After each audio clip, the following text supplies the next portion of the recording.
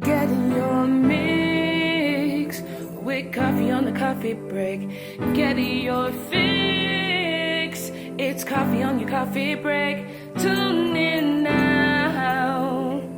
Coffee break. Good evening, everyone, and welcome to the Coffee Break.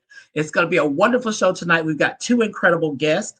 Tonight, we also start our new segment called the Fresh Brew, where we highlight and spotlight different people and organizations and businesses in our community. And it's going to be a fun episode tonight. I know y'all can't wait to see our Fresh Brew tonight. Also, we want to remind you to share the video. Please share the video with all your friends. Start your watch parties.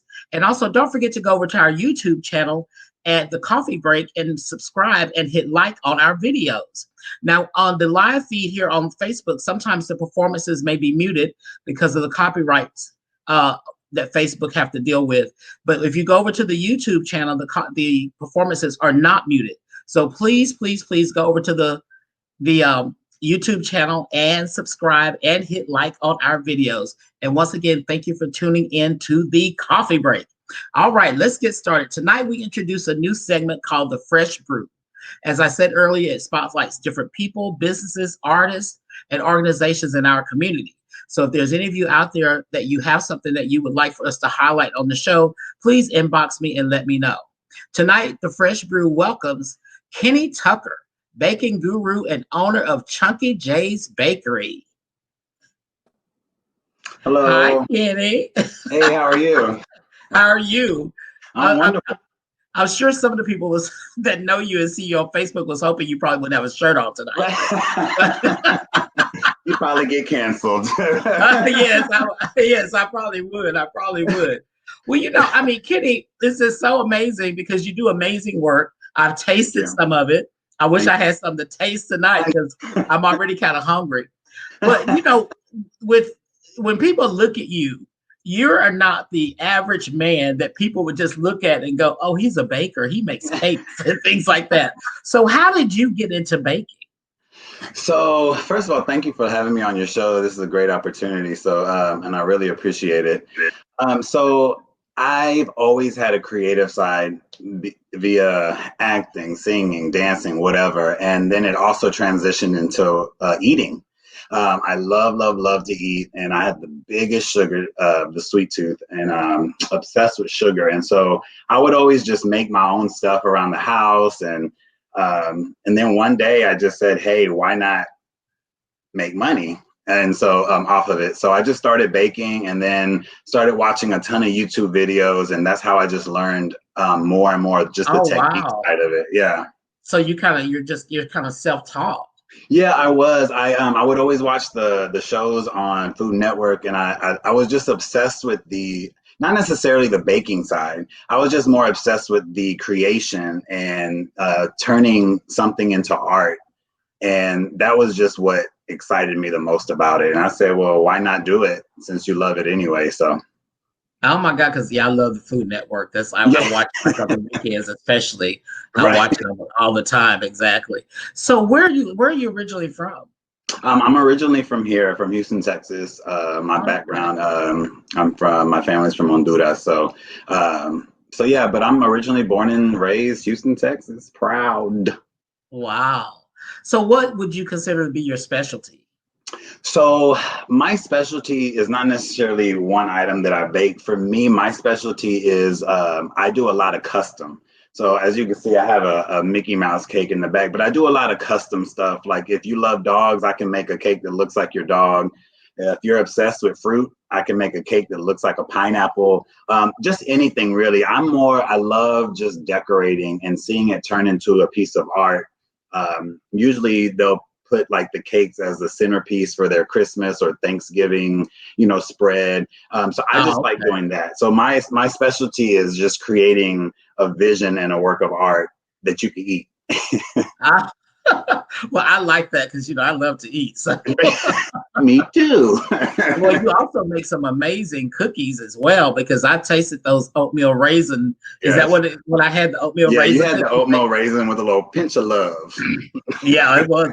It was a lot of love because I ate them in one day, the whole dozen. So.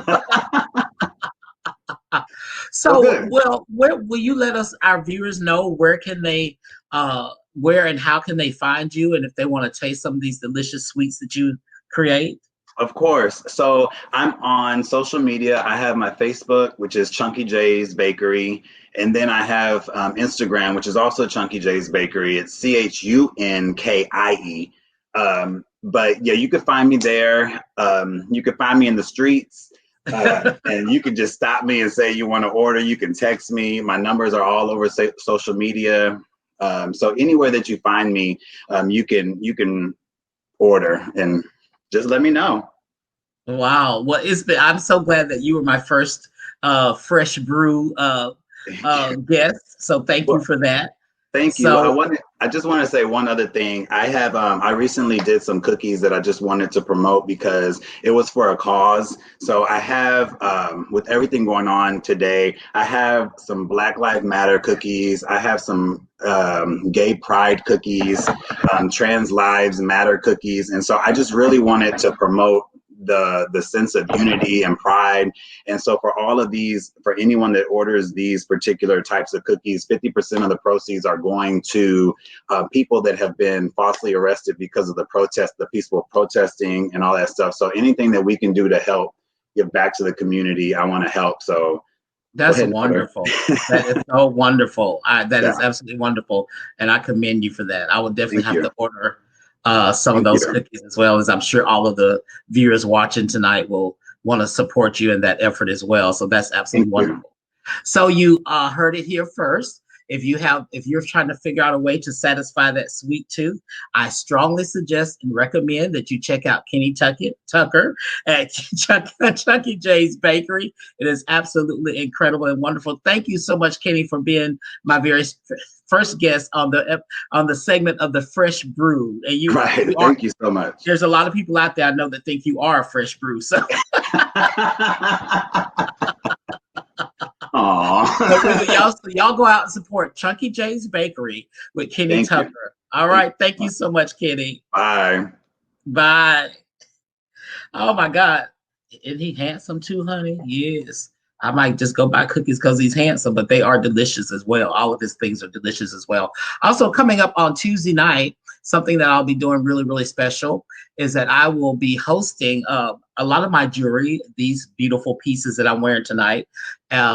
Wicked Jewels. Chad from Wicked Jewels does almost all of my pieces practically. And he will be doing a live auction Tuesday at 8 o'clock on Facebook. And I will be co-hosting that with Desi Love Blake. So if you're not doing anything Tuesday, make sure you check out the live auction from Wicked Drag Jewels. And my glasses look like they just crooked, honey. Okay. All right, we're ready for our featured guest tonight. If you've ever seen this next person guest perform, you know that you are very much aware of their impeccable taste in fashion. She is a Beyonce enthusiast, trust me, a Beyonce enthusiast beyond belief, and a devoted member of the Beehive. Please welcome to the Coffee Break, Chloe Crawford Ross.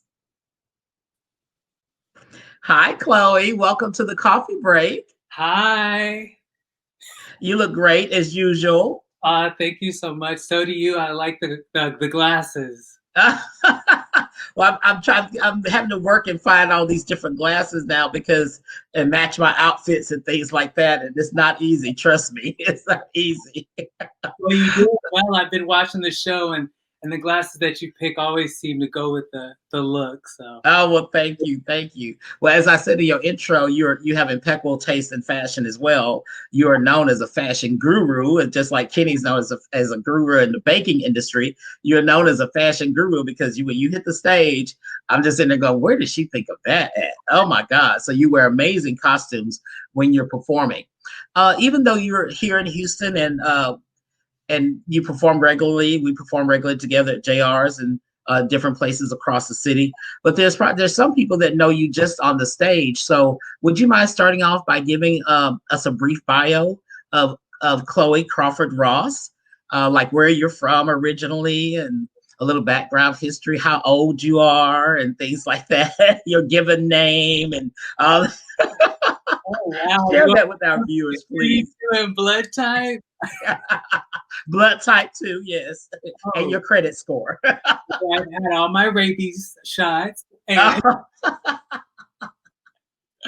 well, okay, so I was born in New York, but we moved here when I was 13.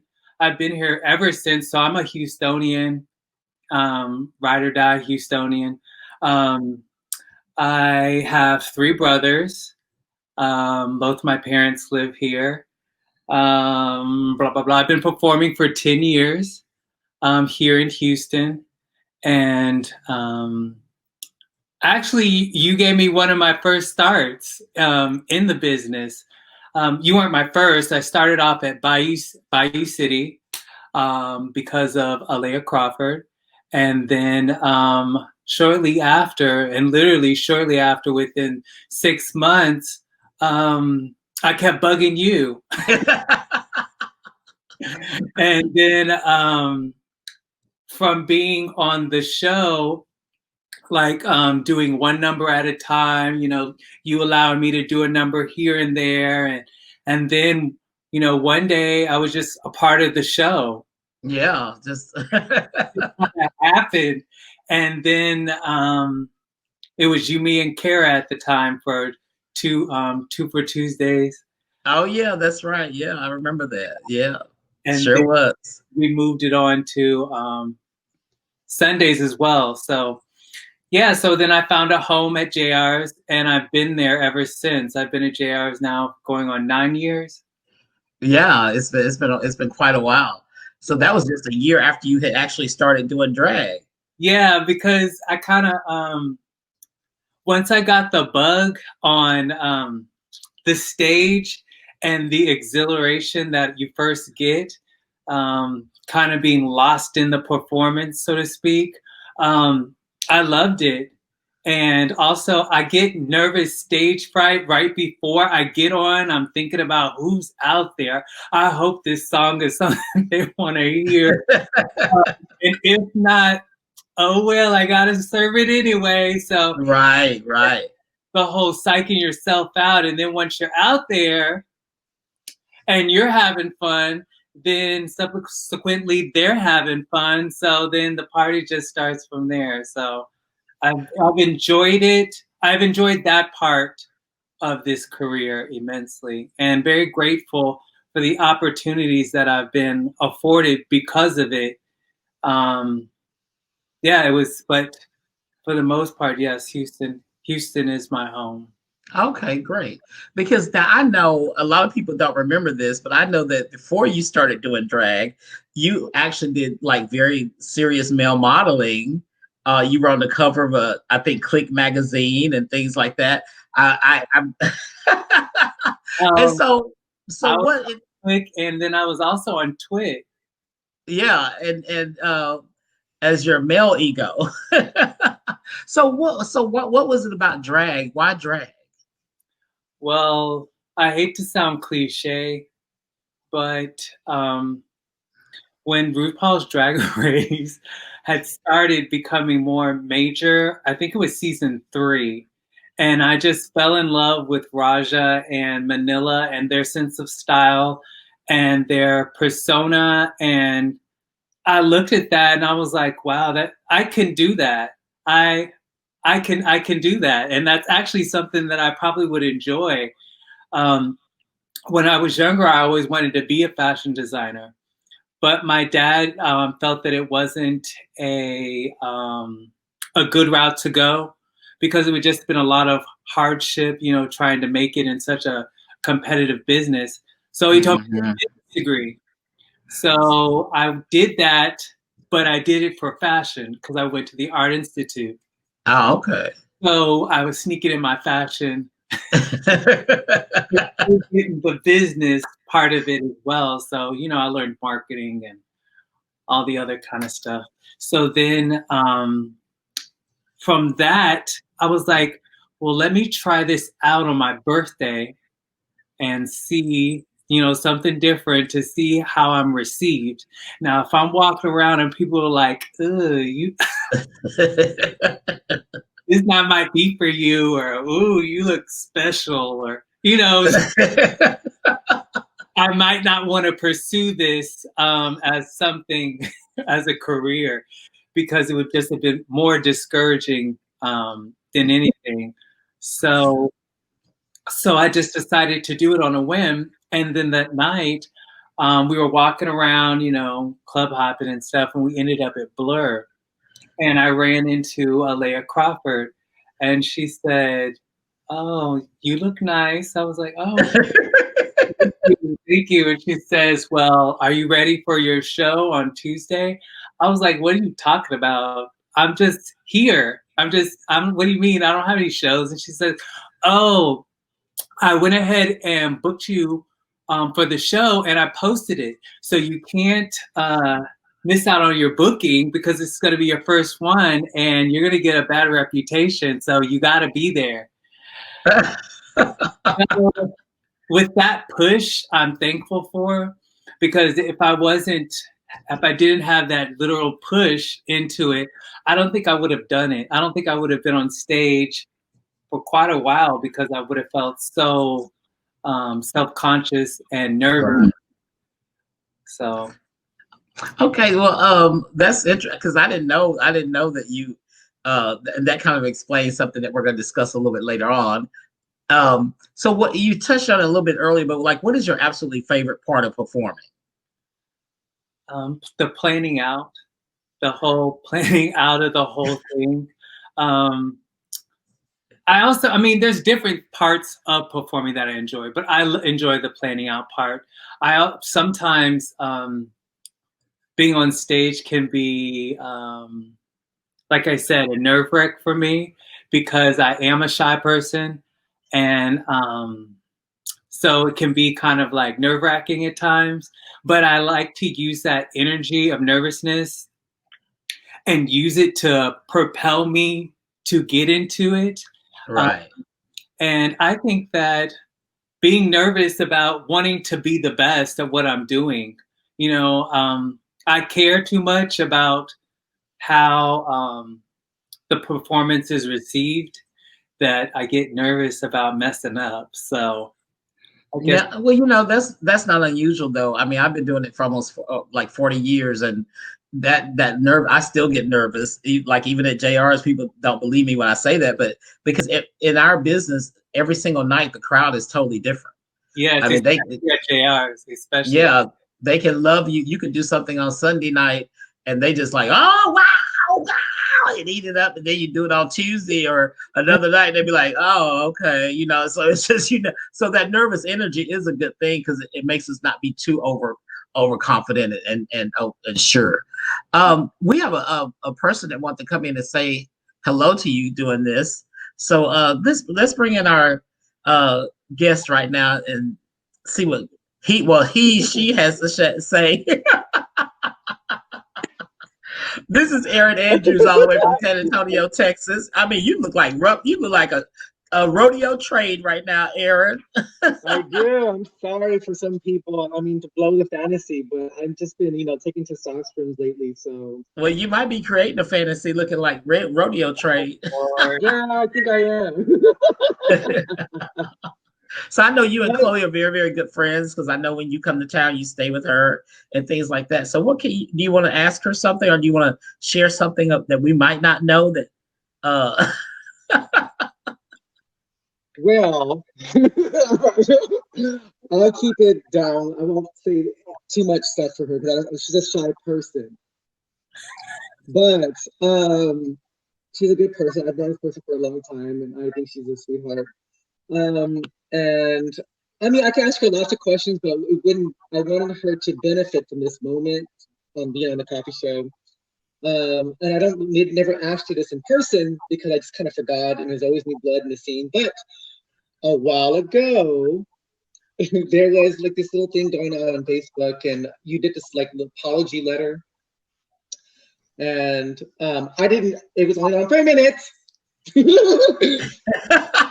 But I know you. I never asked you, but like I felt there was more to that. I felt that maybe you because I know you don't like confrontation, and you don't just want to be bothered, or you couldn't be bothered. So I was like, I know this girl very well, this woman very well, and that doesn't sound right. But I never asked you, and we haven't really hanged out more and more lately because of the pandemic. But I wanted to know was there more?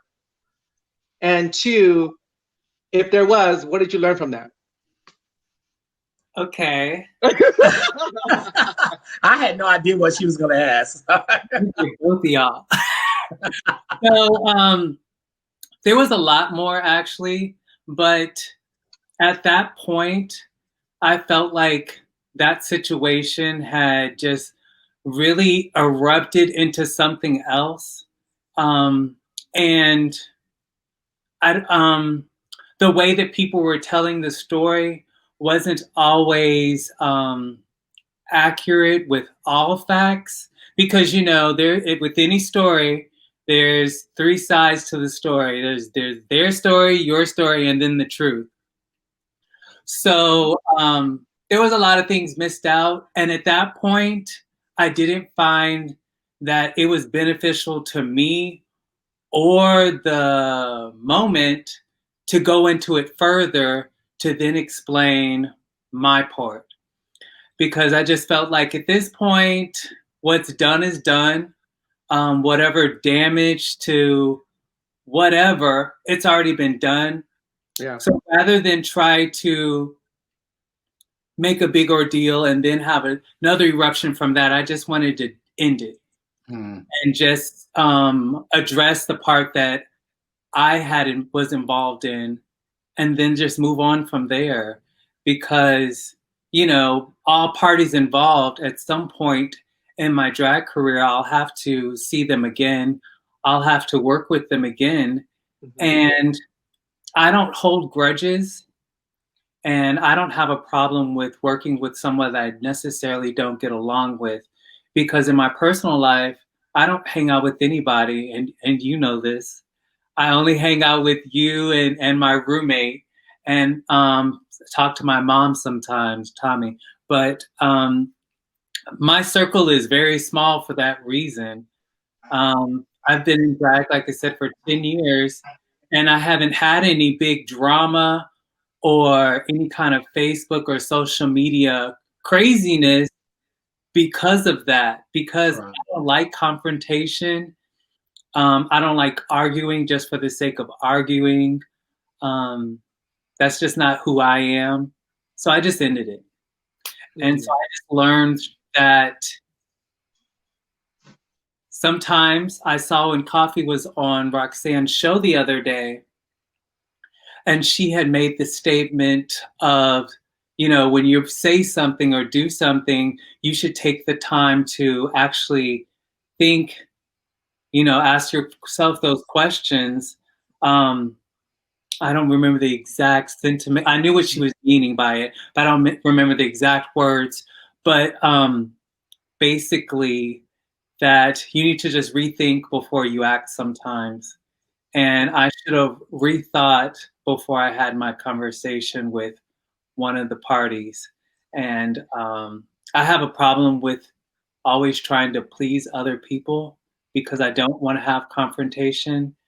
And I think that was my downfall in this situation.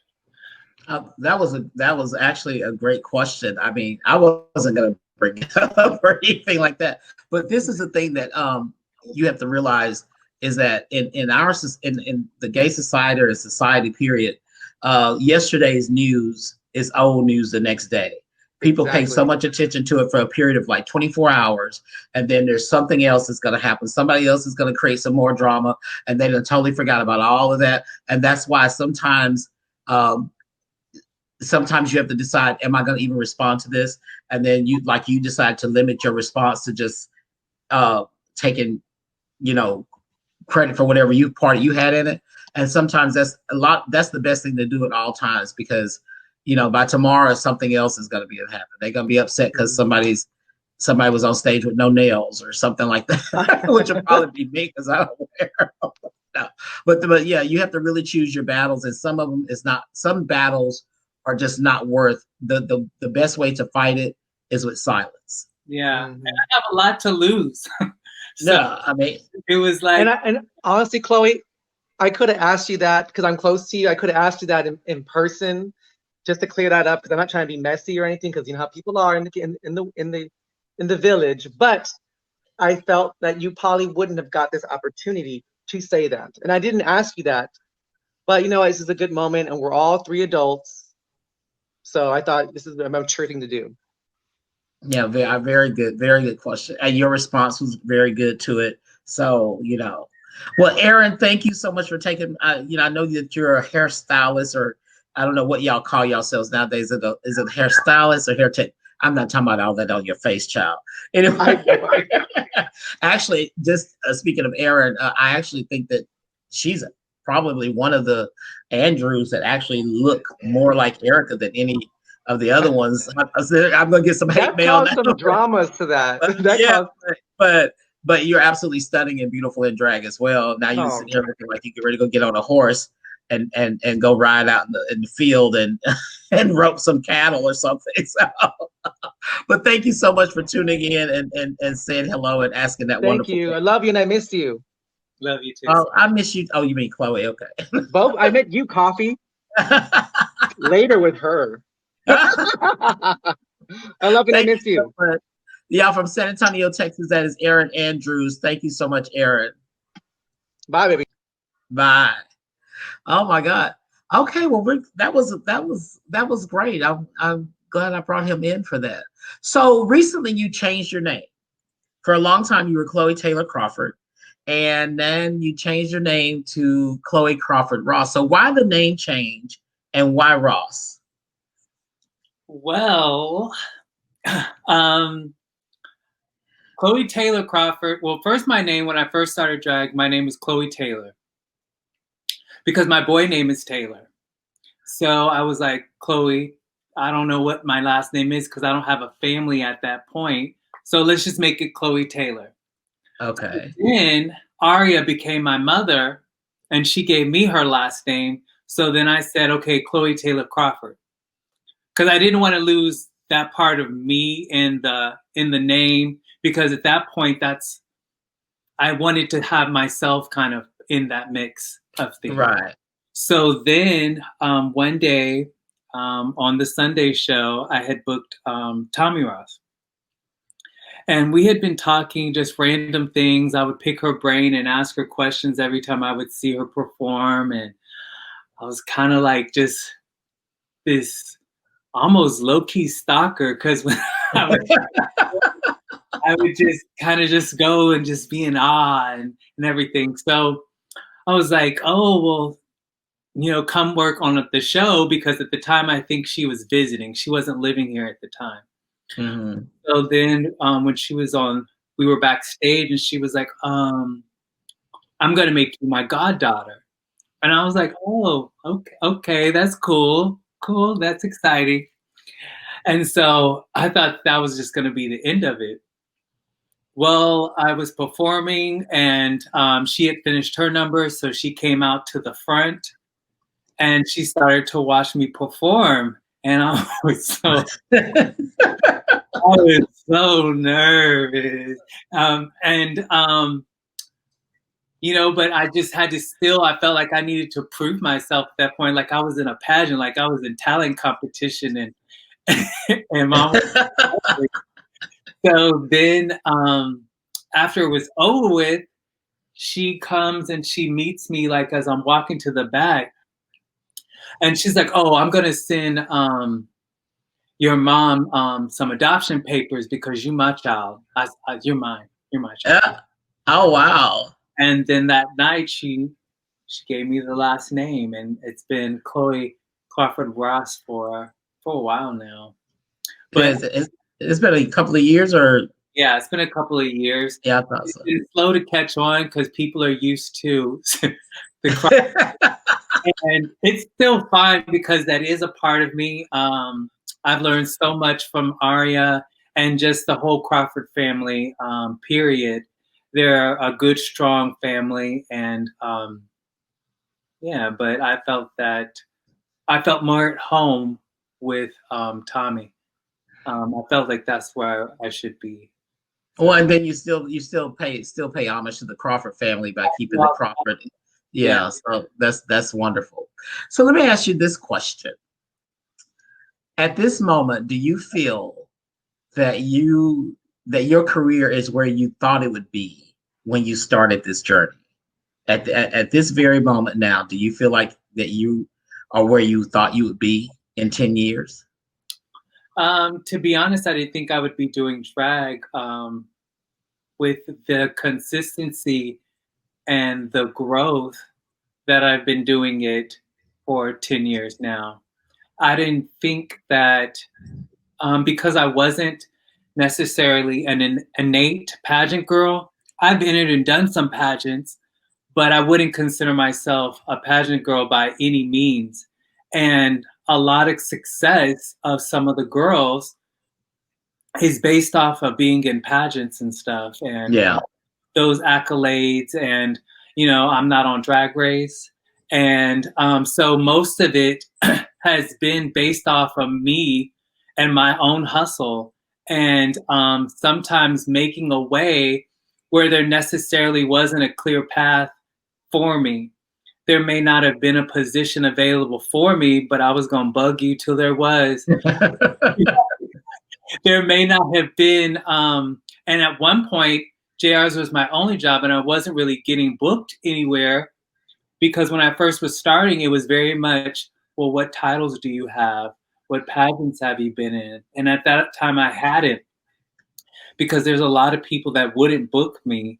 Or if they did, the booking fee wouldn't be worth the travel, because it would just be, I mean, this is a business. I'm not saying I'm too. Yeah, no, definitely. It's a business, and if the booking fee can't cover the cost of makeup, get right, exactly. What's the point? Because you have to weigh the balances of when you're doing this by yourself, when you're self-sufficient business. You have to weigh those kind of ideas out. Exactly. So that's why when I would go to different restaurants and I would ask them if they would be interested in drag shows and interested in different things, and then talking to other clubs about stuff, because just because they don't have it now doesn't mean that they don't want it in the future or that they've thought about it. So making those, places. Yeah, I mean, you use the perfect word when you say in this business you have to hustle. Yeah.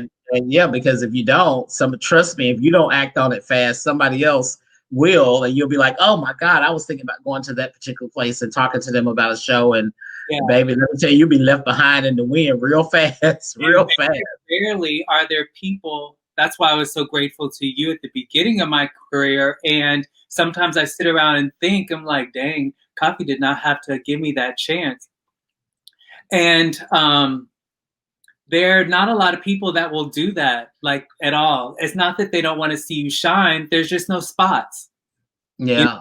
There's no spots available. And because there's so many girls, so many talented girls in Houston, it's just not enough space for other girls. So you have to go out there and create your own paths, and don't just wait for someone to give you a booking. Make your own booking. Yeah. And exactly. And sometimes, the beginning might be tough and you might have to take a pay cut, but if it's worth it to you, you will, Yeah. Because sometimes you have to, like in my travels, and what I would do is that a lot of entertainers will say, oh, this is my booking fee and blah, blah, blah. But what people don't understand in this industry, and they're not aware of the fact that I do this, is that if I go out of town to a little bitty small bar that I know that they only make money on Friday and Saturdays, if my normal booking fee is whatever it is, then I may go to them and they may say, well, I'm going to work with them. Because see, I would much rather have me come back over and over again, because I'm willing to take into consideration that, okay, yeah, it's crowded tonight because it's Friday and Saturday, but Monday through Thursday, these people aren't making any money at all. And a lot of entertainers are not willing to do that, And that's why a lot of them sometimes are sitting at home because they're not willing to do that. And you have to know it's a business, and you have to negotiate, you have to compromise, and things like that. So I can totally relate to that. So speaking of this journey, so would you say that you feel more comfortable as Taylor or as Chloe? Do you have more confidence as Taylor or as Chloe? They're both a mess. I mean, when I first started, I didn't have the confidence with Chloe.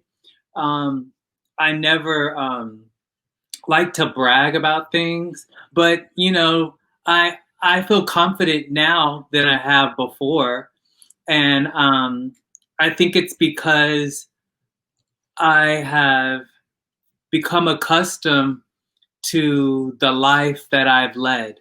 I've come accustomed to the shows at JR's. I've come accustomed to my shows at Bohem. I've come accustomed to just when I'm working at Michael's. So with those, I have felt comfortable. And with that comfortability, I felt a sense of confidence that I can do these things. Mm-hmm. Now with COVID, who knows? Yeah. Who knows what will be here and what won't be here, or any cast cuts or budget changes. Who knows? Yeah.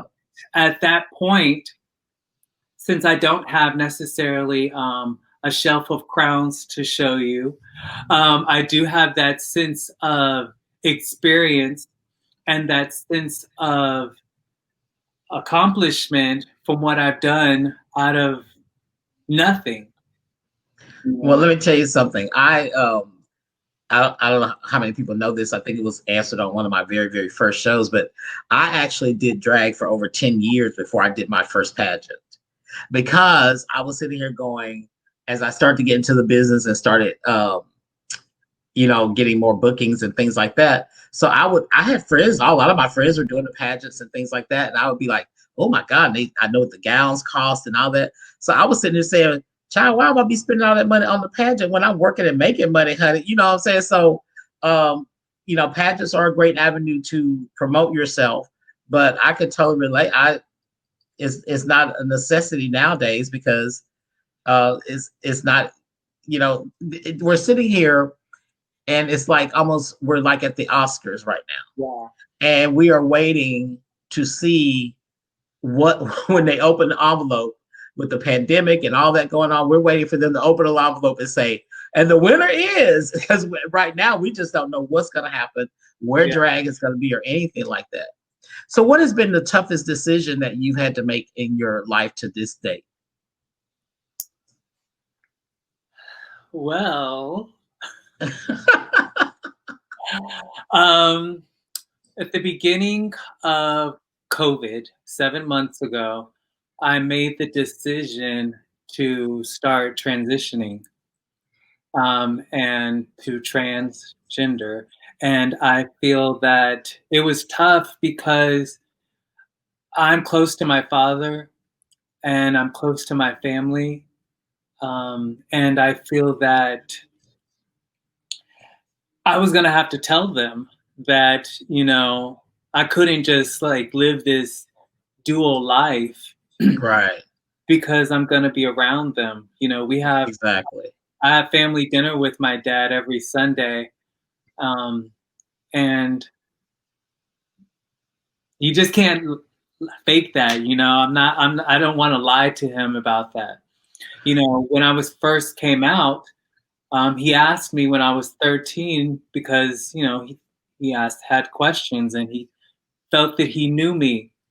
And he asked me if I was gay, and I would just lie, because I was just uncomfortable with myself, and who knows what he might do based off of society. Exactly. Now, lucky for me, he didn't respond that way. And, he was very loving and caring about the situation. So I felt that if that was the case, here I am coming out again.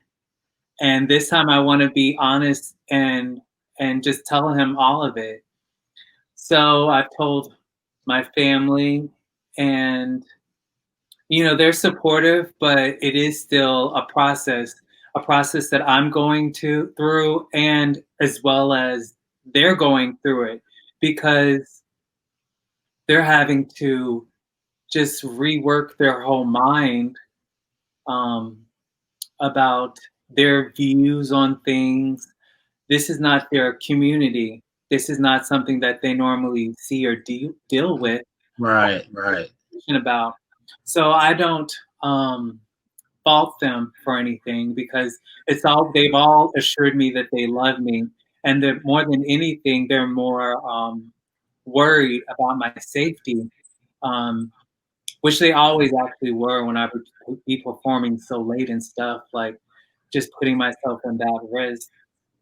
So it's going to be a journey, but I'm glad that they've all opted to go with it with me, and not Against it. Yeah. yeah, they shunned me. They have definitely um, had me weigh the ideas, and not try to talk me out of it, but more just like, do you know exactly what you're getting into?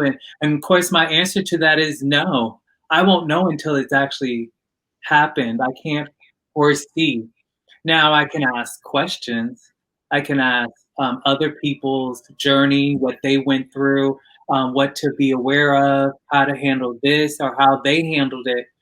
But ultimately, it's my journey, and I'll have to go through it. And I have to have that inner strength to be able to do that. And I'm glad I have my family's support.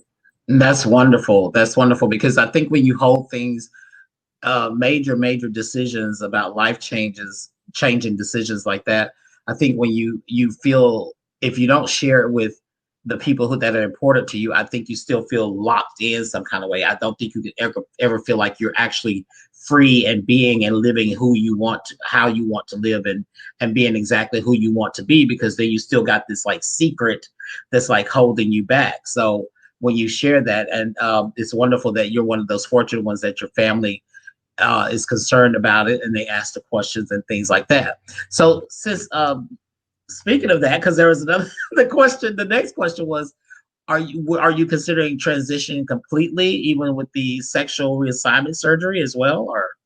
Well, like I said, this has only just been in the 7th month period.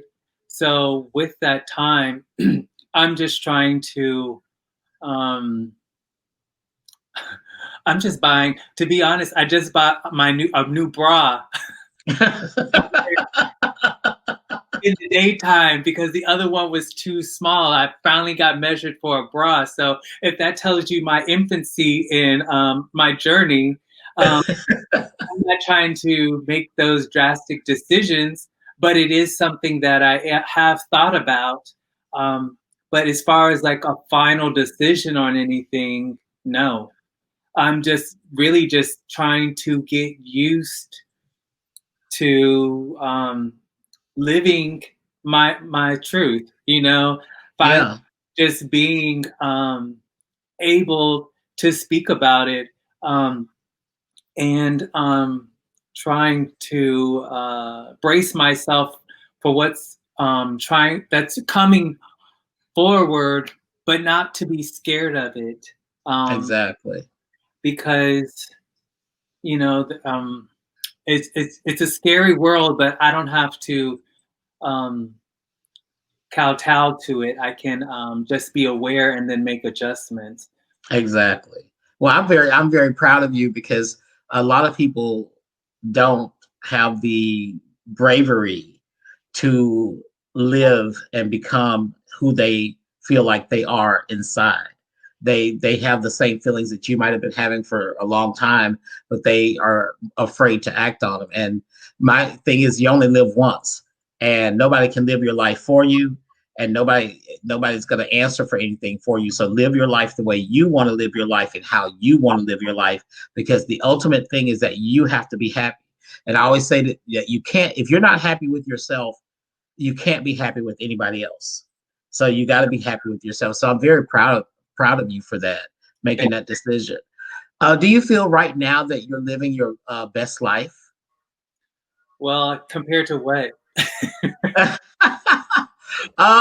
Just, I mean, are you in a moment where you Um, feel like, I mean, to be honest, if I wouldn't have had all the bad things, like the going to the hospital multiple times, the being sick, um, the different micro transgressions that happen within our community, um, right, the backbiting, the drama. If I didn't have any of those things, I don't think I would be able to muster what I'm about to go through now. If those little things had bothered me so much that I didn't have the inner strength to move forward. So, I mean, I'm happy to be alive because, you know, I've been in and out of the hospital for the past, you know, 4 or 5 years. right. um, I'm excited to be healthy and be able to um, move forward with life. So yeah, I'm living my best life. And I mean, and like I said, at this moment, because in another moment, that could also be your best life as well. I mean, Exactly. we can be living our best lives at different moments in our lives because of the circumstances and the things that are going on in our lives. So yeah, it doesn't. It's like this is gonna be the best moment of your life, and then you're never gonna have a best moment again. There's multiple moments. There's multiple moments. Um, like I said, when I told my dad and about everything that was going on with me recently and his response, that was the best moment for me. That felt amazing. And you know, just certain people when we went, I didn't want to go by myself because I felt uncomfortable. But when um, Aaron and Sin went to Victoria's Secret with me and had me measured to get my first bra, that was a moment, you know, and Right, right. it seems silly, but I won't forget that, and I won't forget that that love that they wanted to show me, um, doing that. So yeah. Well, that's wonderful. And like I said, you are very brave, and I really admire you for doing what you're doing. And I'm just very, very happy that your family is very receptive, and that's truly a blessing to have a family who knows how to support and be there for They're very be there for their child. So, well, I mean, we've had a great conversation. I mean, we've learned a lot of things. A lot of things, and I think it's going to be, very interesting. I think, to see your journey on this transition journey. I mean, I can't wait. I can't wait. I think it's going to be. I mean, you're already beautiful and you're already talented. You already have great fashion sense. So, I mean, I've thoroughly enjoyed this conversation with you tonight. Is there anything that I didn't touch on that you would like to leave us with? well. I always hate this part of the interview process because I Well, consider this just a conversation, so it's not really an interview. just know that because I've had to ask people lately, which is also a weird and humbling response sometimes, what their view of me is, without necessarily knowing me, because, like I said, I don't have that many, I guess, close bonds in this business. So Right. sometimes people's idea of me is not accurate, and I just want to let people know that I'm human too, and I have feelings, and I hurt, and I have pain just like anybody else, and I have dreams and wishes too, and I'm not unapproachable, but just respect. That's the ultimate Right. goal out of everything. Um, if you don't, then I won't continue the conversation because I don't like confrontation. It's not that I'm weak. It's not that I can't express myself. I just don't feel the need to if it's going to be an argument or a confrontation. Exactly. Well, you know, it's like on Roxanne's show the other day. I made the statement that people don't necessarily have to like you, but long as they respect you, and that's the most important thing. You gain the respect, and long as you have that respect. I like I said, I worked with several people. I knew they didn't like me, you know, whatever, but I didn't care as long as they did not ever disrespect me. Yeah, I book people all the time on both shows that I don't necessarily like. And you know this because I'll go up to the front and tell you like, I know. but You know, and that's what people. It's for the business and it's for the show. It's not about me. Exactly. It's not about me having a great time with this person. It's about the show. Exactly. And if the show's great, then yeah, come on down. Like I don't think there's any girl that I've necessarily felt that I couldn't work with for any reason or another. There are some girls that just aren't right for our show. I mean, and you know, I'm always trying to throw them in there, and you're like, what? What is this? Like, Kofi, give them a chance. And so there's just different, you know. So there's nobody that I can't work with. There's nobody that I wouldn't work with. So I just want people to also know that, because I felt that during the show at Roxanne's show, there were a lot of times that in some of the conversations, I felt that they were innuendos. So I just wanted it to be known that at JR's or at Bohem, if you're not booked, or if you don't, or if you ask me and you feel like I'm just blowing you off, there really are no spots, like I was saying earlier. Exactly. Because we have set cast and we have a set budget. And whereas before we could have multiple guests, we can't now. Right. So, yeah. So there's nobody that I hold grudges with or can't work with, or, you know, it doesn't matter if I like them or if I don't like them, you know? I think a lot of people don't understand that as show directors and entertainment directors, our concern is about the overall show, not anything to do with a particular person or this or that, but it's the overall. You're producing an overall show that's full of variety, that everybody in the audience is going to enjoy some part of the show, and that's what the main job is. So I don't think if they don't understand that, then they might be in the wrong business. So, and if they don't understand that, then maybe what they need to do is make themselves so sellable that they fit into the different types of shows that are around town. So yeah, Vancy Vega used to tell me all the time, this is show business, not show friends. Yeah, that's a good saying. They were nice to me and they did this and blah, blah, blah, blah, blah. And she'd be like, Chloe, it's called show business, not show friend. That's a good saying. That's a good saying. You know, I just have to keep reminding myself sometimes that it is a business, and it's not being aloof. It's just trying to maintain the business. Exactly. Well, you've been absolutely wonderful tonight. She said a little message before. I'm a little nervous. I knew she would do great.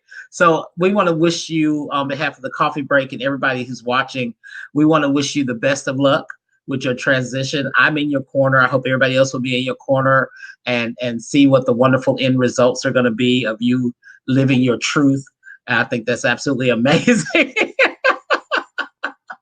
Ladies and gentlemen, from right here in Houston, Texas, my very special guest tonight, the lovely and beautiful Miss Chloe Crawford Ross. Thank you so much, Chloe. Love you. Love you. Well, I'll see you soon. So,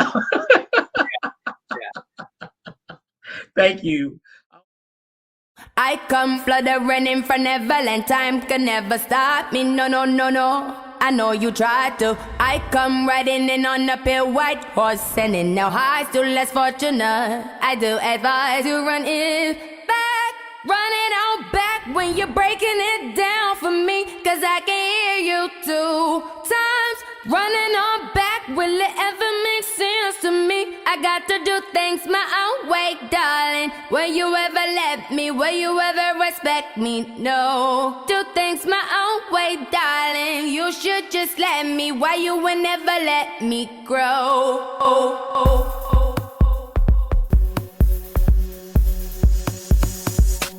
La, la, la, la. La, la, la, la. I want you to love me like I'm a hot ride. Yeah. Be thinking of me, doing what you like.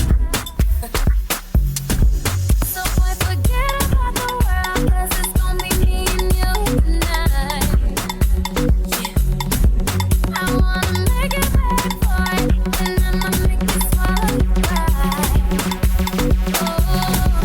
Want you to make me feel like I'm the only girl in the world, like I'm the only one that you ever love, like I'm the only one who knows your only girl in the world, like I'm the only one that's in command, 'cause I'm the only one who understands how to make you feel like a man.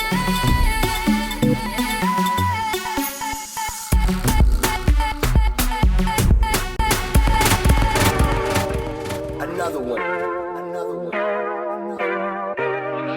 We the best music. DJ Khaled.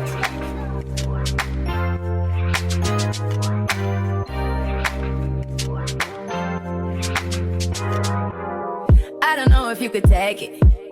No, you wanna see me naked, naked, naked. I wanna be a baby, baby, baby. Spinning in his red just like he came from Maytag. Rocket with it on the brown liquor. When I get like this, I can't be around you. I'm too little to dim down a notch, 'cause I can name some things that I'm gon' do. Wow, wow, wow. Wow, wow, wow, thoughts. Wow, wow, wow. Wow, wow, wow, thoughts. Wow, wow, wow. When I'm with you, all I get is wild thoughts. Wow, wow, wow. When I'm with you, all I get is wild.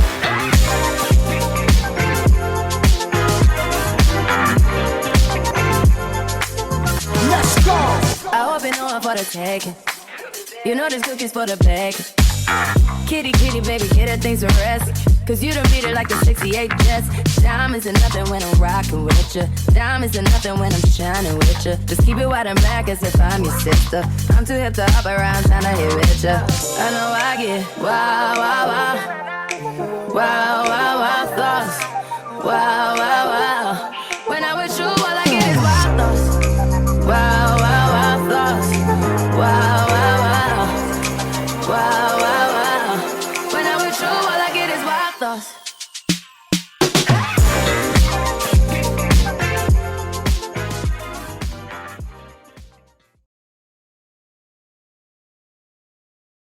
Oh my God, that was amazing. And we do want to wish her the best of luck with her transition and be there for her and be supportive. Next week's show. Oh my God, I got to tell you about next week's show.